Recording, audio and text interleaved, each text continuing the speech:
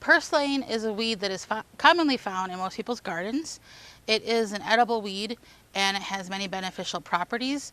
Because of its hardiness, it has a lot of omega-3 fatty acids. And just with pulling anything out of your garden or your yard to forage or eat, you want to make sure you properly identify it.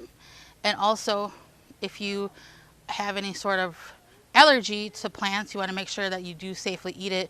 I'm not a doctor, but it does have those benefits. It's also very high in antioxidants, which are a beneficial compound to us humans.